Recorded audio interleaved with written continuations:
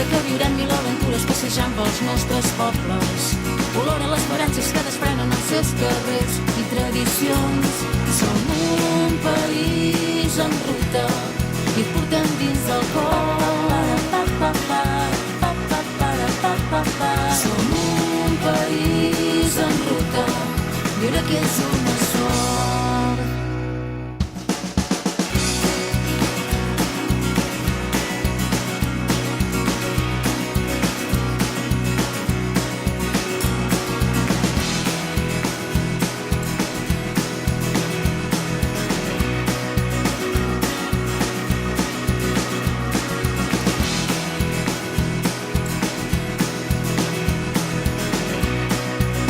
Molt benvinguts. Avui l'equip de País en Ruta es troba a Begur, a la comarca del Baix Empordà. Municipi amb arrels indianes i un patrimoni cultural i arquitectònic per descobrir. Doncs sí, visitarem racons idíl·lics i descobrirem per què Begur és autèntic tot l'any. I per descomptat no marxarem d'aquí sense trepitjar les seves platges i cales. Que per cert, mullaràs els peus, no? Em sembla que no ens hi podrem resistir, Albert. Bé, de l'apartat de gastronomia coneixerem a fons el peix de roca d'aquesta comarca baix empordanesa i veurem tots els seus restauradors quines receptes en fan.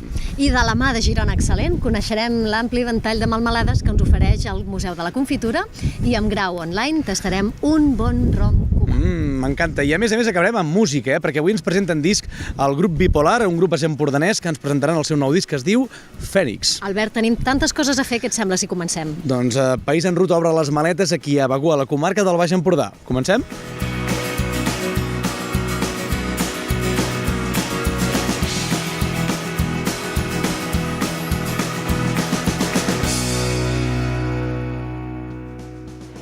Ens trobem a Sa Tuna, dins el terme municipal de la població de Begur. De sorra pedrosa, aquesta cala resguardada és sempre un gran descobriment per al visitant.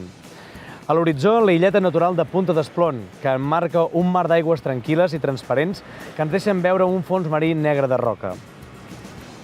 Del barri mariner de Sa Tuna en resten encara avui cases blanques amb pinzellades de colors vius en els seus portons i finestres, convertides ara en residències estivals que mantenen encara l'encant i atractiu i mariner de la zona.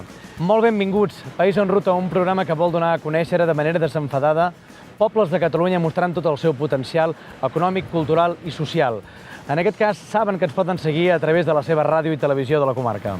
La població de Begur es troba situada al centre de la Costa Brava, dins la comarca del Baix Empordà. Situat en el cor de l'Empordà, el poble de Begur i les seves platges configuren un dels indrets més meravellosos de la Costa Brava. El seu terme municipal està format per un conjunt de turons, anomenat Massís de Begur, i un extens litoral banyat pel mar Mediterrani.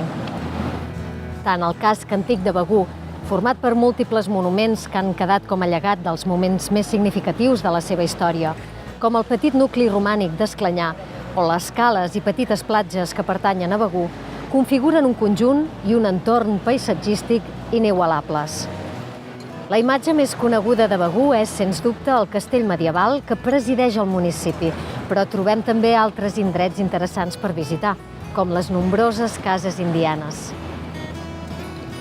El petit poble d'Esclanyà, que forma part del municipi de Begur, és especialment interessant pel seu tranquil nucli romànic, on podem destacar la petita església de Sant Esteve i l'edifici del castell, una edificació del segle XIV, de la qual actualment només es conserva la gran torre de planta rectangular. La costa begurenca gaudeix d'un litoral d'inigualable bellesa, en el qual els penya-segats, els pins, les amagades cales d'aigües cristal·lines i l'abrupta costa fan d'aquesta zona la màxima expressió de la Costa Brava.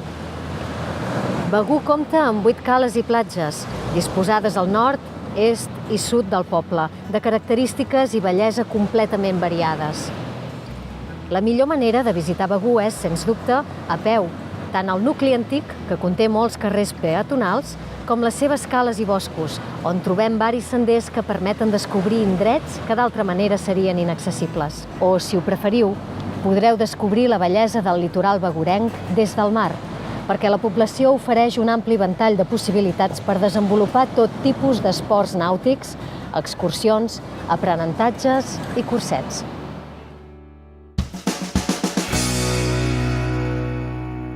Bé, doncs donem la seva benvinguda a l'alcalde de Begur, el senyor Joan Loureiro. Joan, benvingut. Hola, què tal, Albert? Escolta, fantàstic, amb aquest marc incomparable, que crec que som l'enveja de tota Catalunya en aquests moments, eh? Estic segur que sí. És la millor oficina de totes. I tant que sí, i tant que sí. Obrim l'aixeta parlant del Sit Slow, perquè, Joan, fa pocs dies vau ser la seu central d'aquesta trobada, no? Conjuntament amb l'Ajuntament de Pals vam organitzar aquesta trobada internacional en la que més de 290 pobles d'arreu del món estan representats amb aquesta associació de Sit Slow Internacional.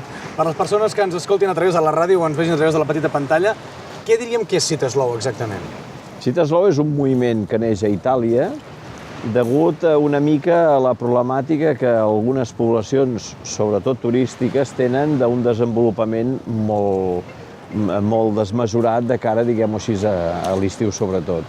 I a partir d'aquí s'estén a tot el món i és una filosofia, no és cap marca turística, no és un moviment complet, és una filosofia de vida en la que els valors de sostenibilitat, de conservació del medi ambient, de conservació del paisatge, etc., tenen, diguem-ho així, prioritat sobre altres conceptes. Un lema que vam veure fa pocs dies és viure conscients per viure millor, no? Exacte, és a dir, moltes vegades la gent de Begur em pregunta exactament això què vol dir, una subvenció, una activitat, etc. I els expliquem que no, és el convenciment personal de cadascú de nosaltres de que hem de ser conscients de que si respectem una mica tot l'entorn i tenim un desenvolupament equilibrat, això ens farà viure millor, sense cap mena de dubte. Escolta, hem vist el tema de com l'oferta de turisme alternatiu a Begur. De què es tracta, això? Bé, és fugir una mica d'aquella imatge de turisme de sol i platja. És a dir, el sol i la platja la tenim, i a més, no cal dir, la tenim i molt bé, amb una bellesa incomparable, jo diria. Però a més oferir alternatives. I alternatives, a més, que tinguin molt a veure amb això de la sostenibilitat i del paisatge. Camins de ronda, senders antics que recuperem, entorns, diguem-ho així, i miradors que també recuperem i que hi puguin haver-hi un paisatge que ens faci retornar una mica a l'essència del que som i a trepitjar país, zones peatonals on puguem passejar, on puguem seure en una terrassa de bar i puguem prendre aquella cervesa tranquil·lament i on els fills, els nens petits, puguin córrer sense tanta problemàtica de cotxes.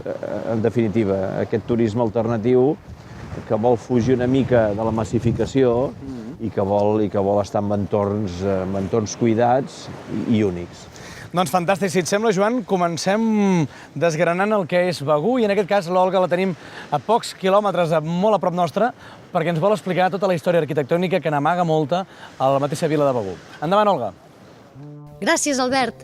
Doncs soc amb l'escriptor begurenc Miquel Martín Serra, estudiós de l'obra del poeta Joan Vinyoli. Hola, Miquel. Hola. Miquel, venim del mirador Joan Vinyoli. Per què Begur té un mirador així? Begur té aquest mirador perquè l'any 2009, quan es complien 25 anys de la mort del poeta, es va decidir dedicar-li a aquest mirador, que és un gran balcó al mar, perquè el mar va marcar d'una manera importantíssima l'obra de Joan Vinyoli, i una mica va ser el tret de sortida aquest mirador perquè es comencessin a organitzar diferents activitats a l'entorn de l'obra del poeta. Miquel, quina és la relació entre el poeta i Begur? És una relació molt i molt intensa, molt llarga i molt fructífera, perquè Joan Vinyoli passa 25 estius aquí a Begur. Aquesta estada a Begur marca la seva obra, sobretot la presència del mar, que per Vinyoli era molt important, i ell d'alguna manera veu tot aquest paisatge i l'incorpora en la seva poesia. I arrel d'aquesta importància, Begur decideix traçar una ruta poètica pel municipi. Exactament, una ruta que pretén divulgar, en primer lloc, l'obra de Joan Vinyoli, però també la relació de Vinyoli i Begur, i que ens mostra, per una banda, les cases on va estiuejar, per exemple, a Can Pallí, una casa d'estil indià on van estar els primers anys Vinyoli amb la família i també amb uns amics. Després, llocs que freqüentava ell amb amics que eren de l'àmbit intel·lectual, del món editorial i del món literari, i on feien tertúlies, llegien els poemes de Vinyoli i es reunien com es reuneixen qualsevol grup d'amics. I després llocs molt emblemàtics del municipi que van servir d'inspiració a Joan Vinyoli pels seus poemes. Un seria aquest carrer d'Escastell, que ell feia sovint quan pujava dalt al castell a veure com sortia el sol, i un altre, per exemple, seria doncs, el mirador de l'ermita de Sant Ramon, des d'on podia contemplar aquest paisatge marítim que tant li agradava i que tant el va marcar. El va marcar fins a un punt que Vinyoli va dir que Begur havia estat el lloc més important en la seva trajectòria vital i poètica. I aquesta ruta, Miquel, tothom la pot fer pel seu compte o com... Sí, es pot fer cada un pel seu compte, amb un fullet que s'ha editat des de l'Ajuntament de Begur, i també s'ofereix de manera concertada per a grups i guiada per mi mateix en aquest cas. Miquel, per què cal llegir Vinyoli? Pregunta complicada, però que m'agrada molt que em feu, perquè per mi Vinyoli és un dels grans poetes contemporanis que tenim, i em sembla que cal llegir-lo perquè és un poeta molt pur, molt autèntic i que ens arriba amb molta força. Vull dir que allò que ens diu ens toca molt de prop, perquè reflecteix d'alguna manera les preocupacions i les inquietuds de qualsevol persona.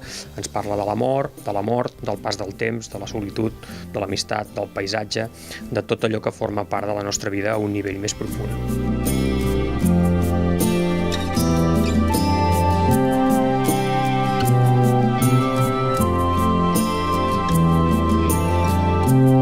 I per conèixer el patrimoni arquitectònic de la vila, em trobo amb l'Anna Congost, informadora turística del municipi. Hola, Anna. Bones. Anna, quantes torres de defensa hi ha al municipi? Mira, antigament es deia que n'hi havia 11, però actualment se'n troben 6 en peu. I de quin segle són aquestes torres? Són de l'època medieval i daten del segle XVI. I per què s'utilitzaven? S'utilitzaven bàsicament per la defensa del poble, dels atacs dels pirates. I de totes elles, n'hi ha alguna que tu destacaries especialment per sobre de les altres? Bueno, de fet, totes estan molt ben conservades, però potser destacaria una, que és la torre que es troba en el Mas d'en Pink. Aquest mas, Anna, de qui va ser propietat? Precisament per això destaquem aquesta, perquè aquest mas va ser de la propietat de Carmen Amaya. I com va ser que la bailaora es va enamorar d'aquest mas? Es diu que va venir, llavors ella va quedar enamoradíssima de Begur, i llavors a partir d'aquí ella va passar els 2 últims anys de vida aquí a Begur. I ella organitzava balls, i m'han explicat que un dels últims balls va ser un ball benèfic, i què es va fer amb aquests fons que va recaudar? Sí, de fet va ser el seu últim ball, i el que van recaptar amb aquest ball va ser per la il·luminació del castell, perquè ella creia que era un castell que quedava molt fosc. Aleshores la bailaora va morir aquí a Begur. Sí, de totes maneres, ella, com que provenia de família gitana i per tradicions i cultura, es va enterrar aquí a Begur, però després, posteriorment, es va portar al seu lloc d'origen. I uns altres personatges que han deixat petja a Begur han estat els indians. Sí. Qui van ser els indians? De fet, gran part del patrimoni de Begur va lligat amb aquesta història, i els indians, així una pinzellada ràpida, van ser tots aquells que van emigrar a Cuba durant el segle XIX, simplement per fer fortuna, degut a que aquí a Begur es van ajuntar diverses crisis, com van ser la filoxera i el corall. I quan venien els que van venir amb diners, que havien fet fortuna, es construïen aquestes enormes mansions. Exacte. I de fet això aquí a Begur de fet és dels pobles on més llegat indià queda, i de fet cases que estan quasi com quan les van construir.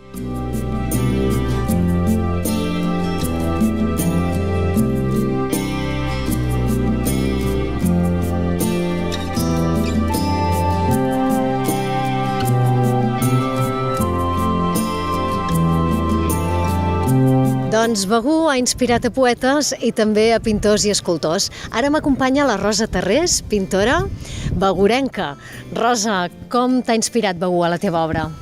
Begur m'inspira el dia a dia. És impossible que Begur no ens inspiri. Té una llum preciosa, les seves postes de sol són fantàstiques, el mar, el blau del mar, que el tenim tan present en els nostres paisatges. Si camines per Begur, si te'n vas a Sant Ramon, si vas al castell, al camí del mar, el que veus és el mar, i tot això és obligatori, t'inspira sí o sí. A més, penso que les coses que ens envolten ens condicionen i es fan paral·lel a la nostra obra, i està clar. Jo crec que la meva obra és molt mediterrània i és gràcies al meu poble. Rosa, doncs per plasmar tota aquesta bellesa paisatgística, quines tècniques utilitzes? Jo, de fet, pinto roba. m'agraden molt les coses volàtils, les coses que es mouen, i de fa com 25 anys que pinto sedes, bàsicament sedes. Pinto moltes coses, però el que faig és pintar sedes. L'única cosa curiosa que té és que les pinto horitzontals. Normalment la gent pinta les coses verticals, jo les pinto horitzontals, i és amb una pintura especial que es pugui rentar i que no se'n vagi. Aquesta és la tècnica que faig servir. Doncs moltíssimes gràcies, Rosa Tarrés, per acompanyar-nos. Un plaer. Seguim. Bé, doncs moltes gràcies, Olga. Tal com hem vist, Begur compta amb un patrimoni arquitectònic i cultural digne de ser conegut i recorregut. Joan, sens dubte, una manera que per fomentar el consistori en turisme cultural, com ho teniu? Bueno, és una de les preocupacions, entre cometes, que de bon principi hem tingut. Promoure no només allò que deien del turisme de sol i platja, sinó que promoure la cultura des de la vessant també del que viuen aquí. I per tant doncs, tenim el Festival de Música, tenim la sala d'exposicions, tenim la Ruta Vinyoli, etc. Estem amb concursos de narrativa curta per joves i per grans. És a dir, en aquest sentit jo penso que és un poble bastant viu, molt viu, i que una de les demostracions, entre cometes, és que tenim un escriptor com és en Miquel Martí, que a més és tècnic de cultura de l'Ajuntament i que és una d'aquestes persones que ens estimem no només per el que escriu, sinó també per tot el que fa. I com dinamitza el vostre municipi i Contrada. Estic totalment d'acord. Per cert, Joan, el tema de la ruta dels miradors és una cosa que heu engegat fa relativament poc, no? Esperem aquest estiu. Ja teníem bastat pràcticament la meitat d'aquests miradors fets. S'editarà una guia on la gent podrà visitar, evidentment, aquests miradors, amb aquesta guia, a través d'aquesta guia, i el que intentem és que aquests miradors estiguin connectats, ja sigui per xarxa de carreteres i també per camins, per senders. I, evidentment, si alguna cosa és característica de Begur és precisament aquests miradors. Parlàvem abans de Chitaslou. Sí. Us podem oferir a tota la gent que vingui, us podem oferir una de les millors vistes paisatgístiques, jo diria, que de Catalunya. I com va dir un alcalde de Noruega, que ens va visitar fa relativament poc, res a envejar amb qualsevol altre paisatge del nord d'Europa que a vegades tant ens té el cor robat. Per tant... Ens agradaria molt parlar, però tenim l'Olga que ens demana pas, perquè ens sembla que està fent camins de ronda molt a prop d'aquí.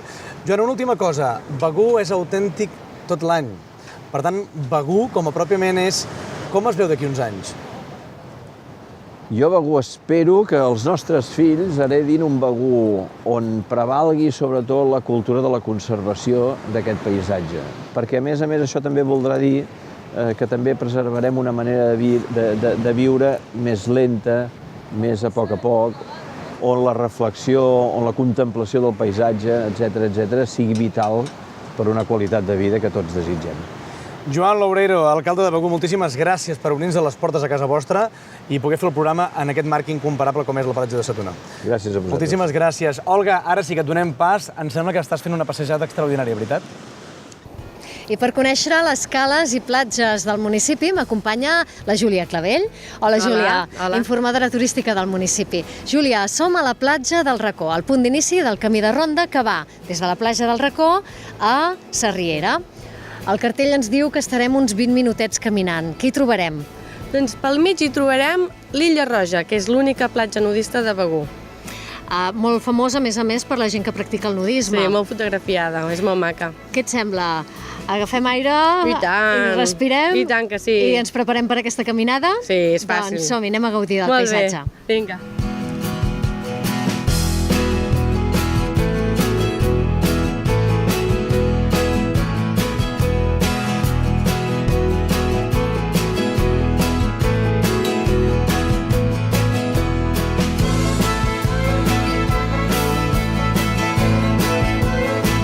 Júlia, hem arribat fins a la platja de Sarriera. Què destacaries d'aquesta platja? Doncs és una de les platges més grans de Begur. Com podeu veure, és molt llarga i cada vegada és més ampla degut als moviments de l'aigua i el tipus de sorra és granulada. Quan et fiques a l'aigua és aquelles platges que has de caminar molt o no? No, és poc profunda, però de seguida ja t'arriba el melic. I quin altre tram destacaries de camí de ronda que tingui una bellesa excepcional com aquest que acabem de fer? El que va a Aigua Blava, més al sud. Doncs som-hi, què et sembla? Caminem una mica? Vinga, anem. Vinga.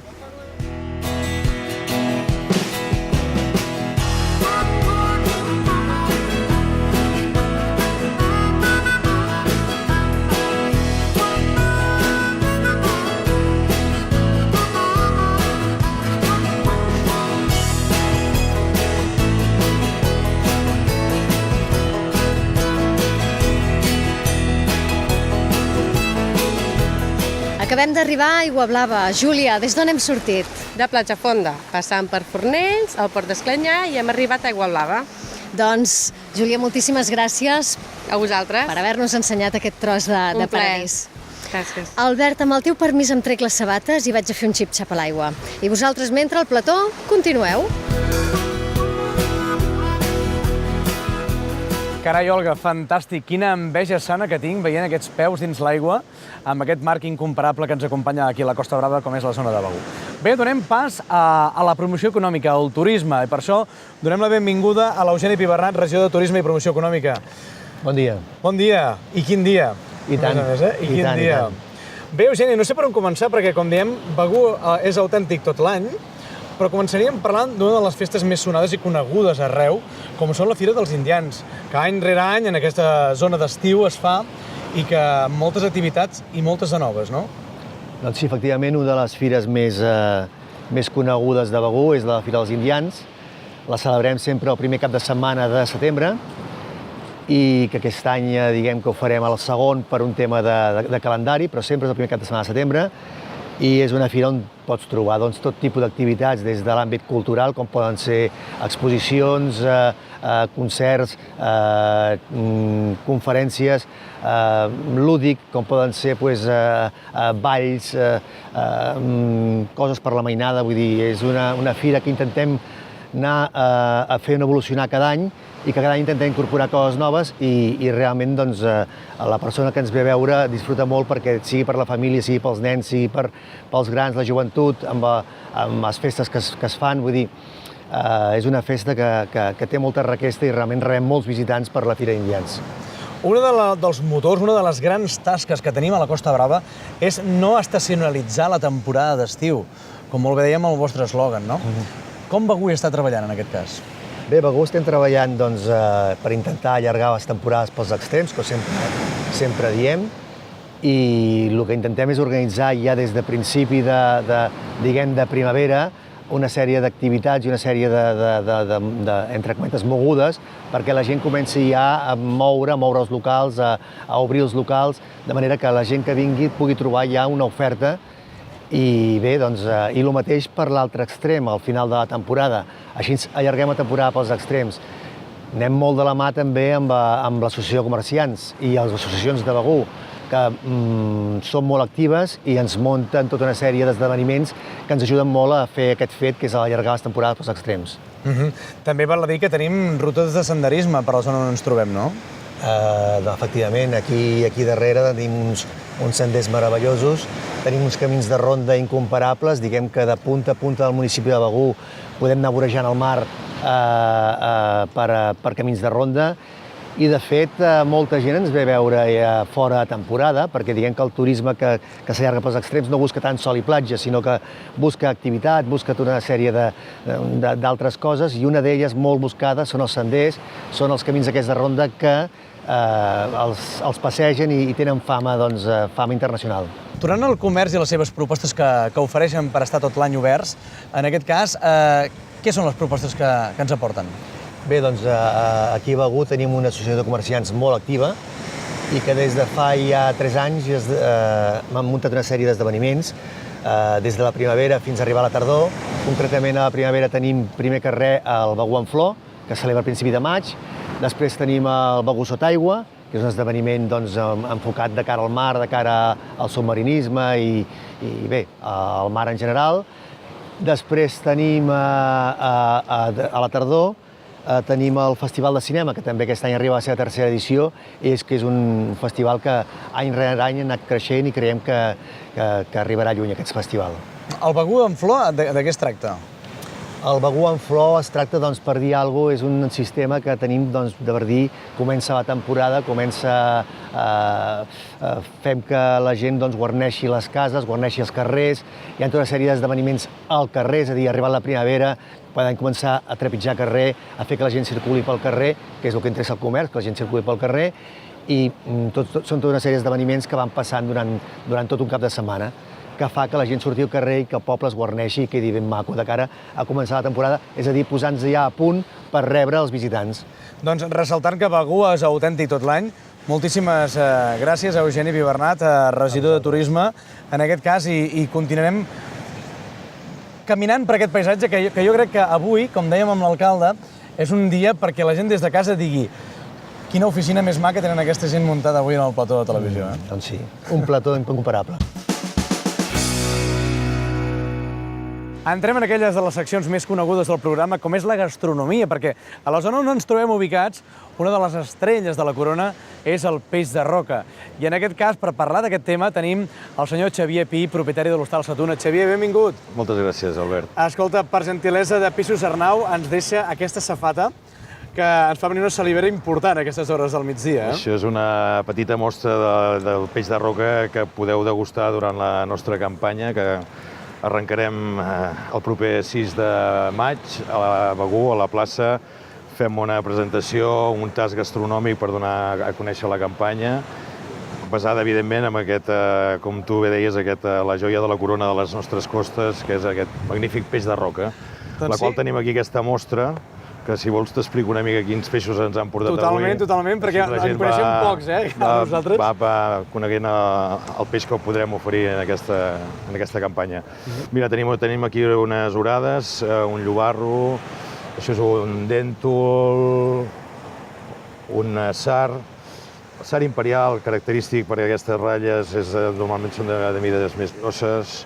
Un tor, aquest no és gaire conegut, però també és molt apreciat culinàriament, té una textura molt especial, la carn tersa i iodat fa que gastronòmicament aporti en el plat aquests matisos de mar i de roca, aquesta flaire que sentim ara de Salabró. Doncs això, aquest peix te'l porta al plat.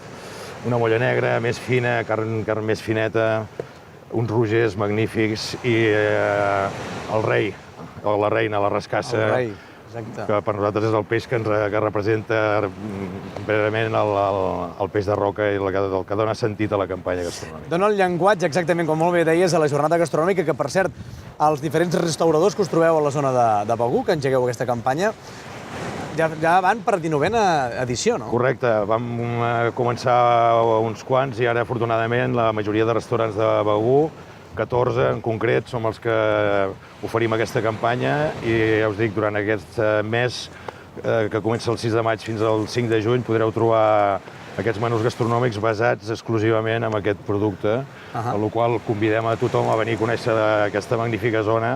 A part de la gastronomia, tenim magnífics camins de ronda, moltes activitats al poble, podeu gaudir, i és una època que tampoc és temporada alta, a la qual és molt més fàcil accedir i tot és molt més senzill i més plàcid.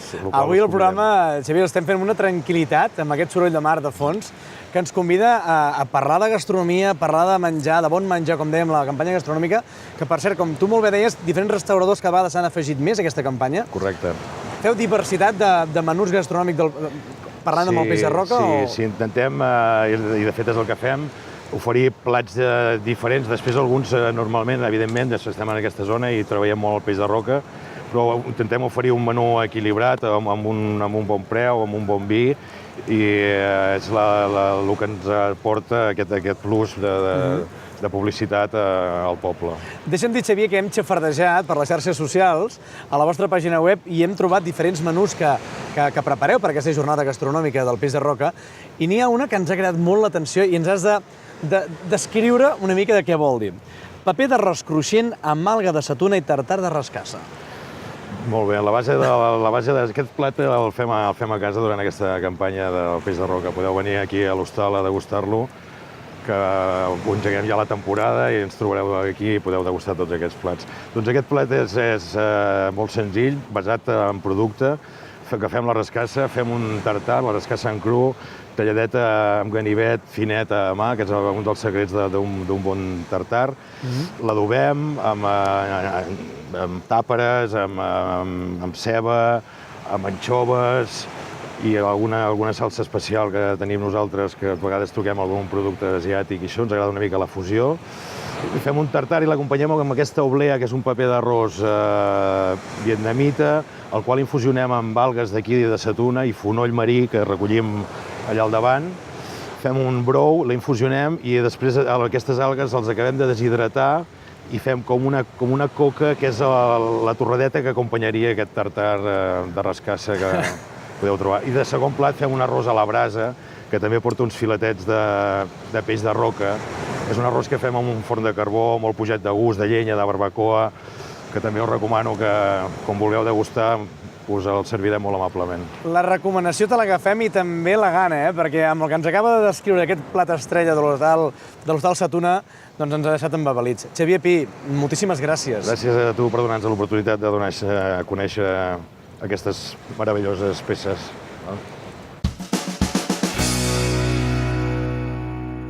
Entrem de ple a la part més dolça del programa i en aquest cas ho fem de la mà de Girona Excel·lent, que saben vostès que és aquell segell distintiu que juntament la Diputació de Girona i la Cambra de Comerç otorga a productes i productors de la zona local de les comarques, en aquest cas de Girona, perquè fan les coses molt ben fetes. I en aquest cas avui tenim la senyora Georgina Regàs, fundadora de Confitures de Torrent. Georgina, benvinguda.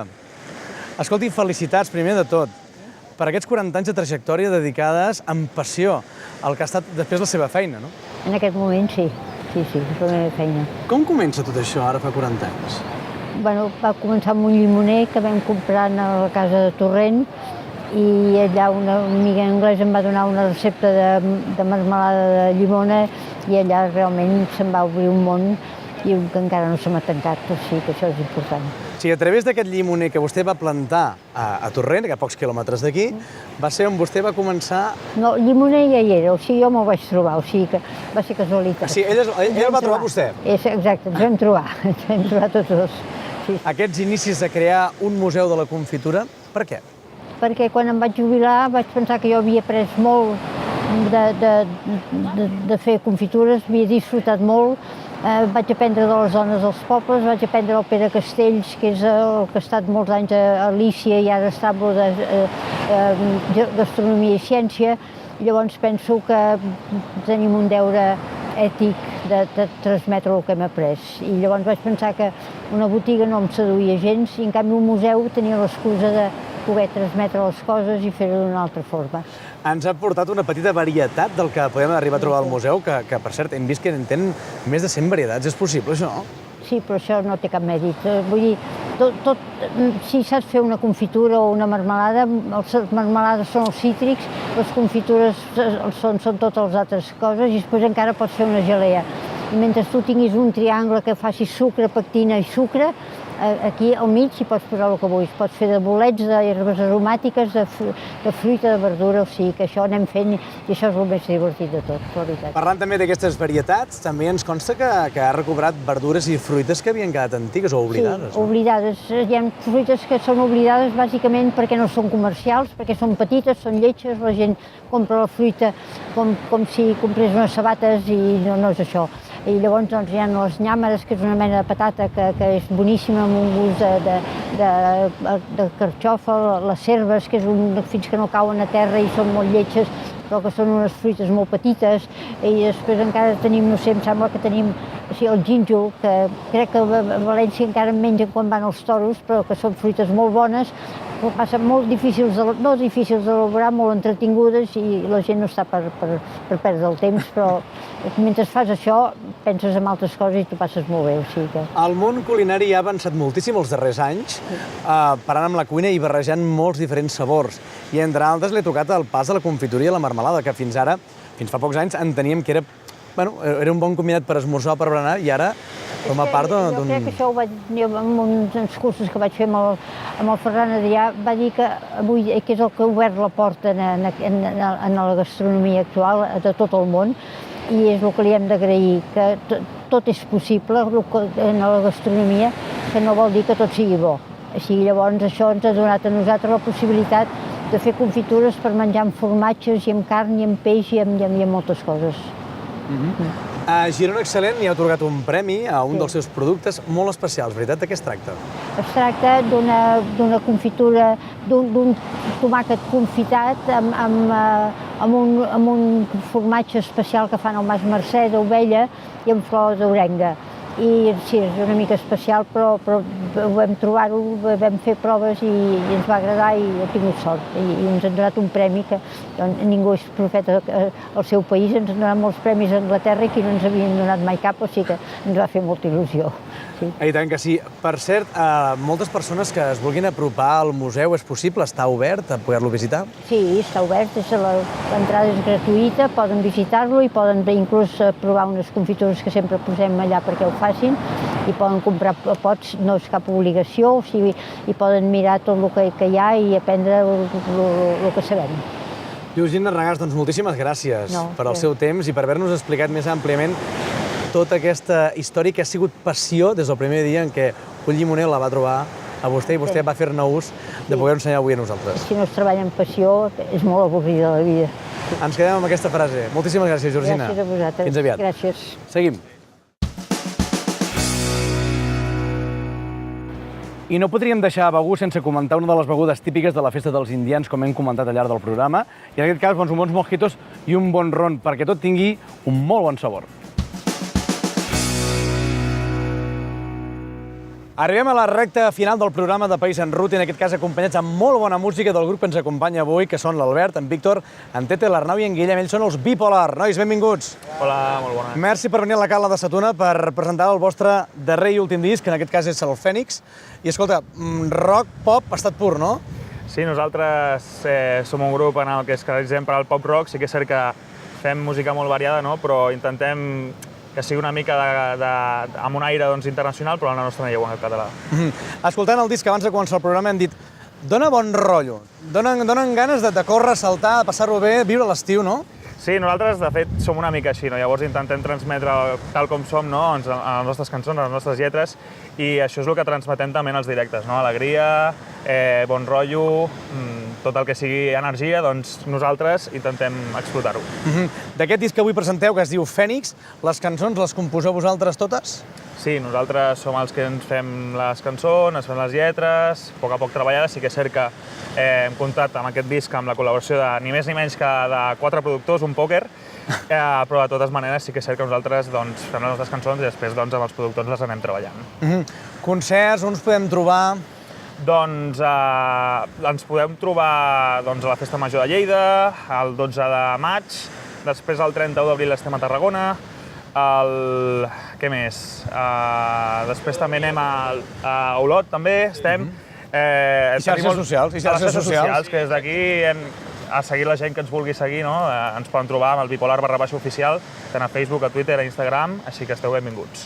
Doncs fantàstic, ens ens presenteu una de les cançons que diu Mai diguis mai, no? Sí, efectivament, presentem una cançó que parla una mica de la superació des del punt de vista que veus una persona que no està bé, no? Intentem donar-li aquells ànims, aquella energia que necessita, no? I d'això parla una mica, mai diguis mai, no? No hi ha fronteres, sempre pots arribar a fer tot allò que et proposes sempre amb constància i amb ganes.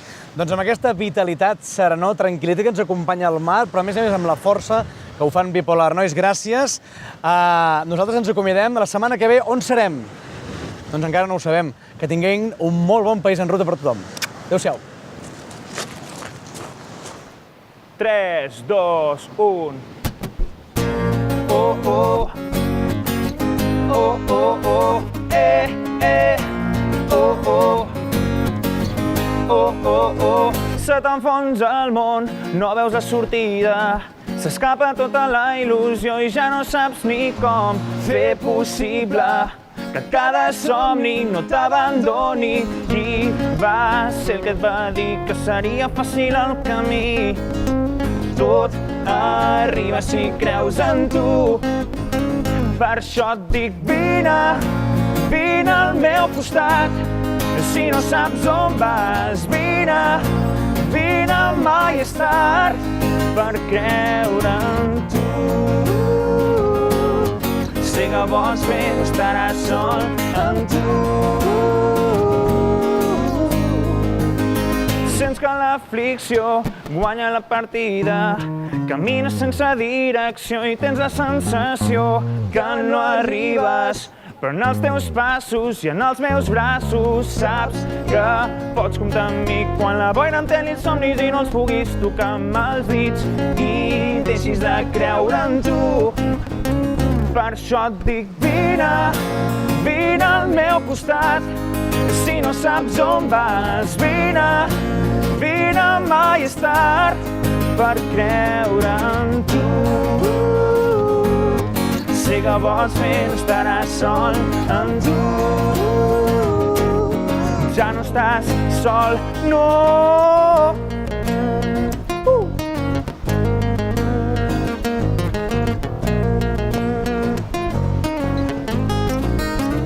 Per això et dic vine. Per això et dic vine, vine al meu costat.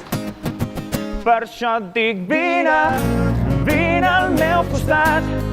Si no saps on vas, vine, vine, mai és tard per creure en tu. Si que vols fer, no estaràs sol en tu. Per això et dic vine, vine al meu costat. Si no saps on vas, vine, vine, mai és tard per creure en tu. Sé que vols fer, no estaràs sol en tu.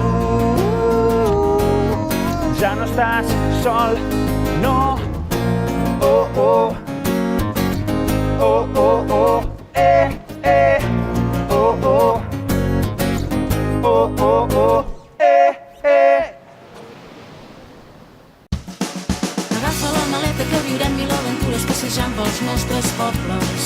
Olora les esperances que desprenen els seus carrers i tradicions. Som un país en ruta i et portem dins del cor. Som un país en ruta, viure aquí és una sola.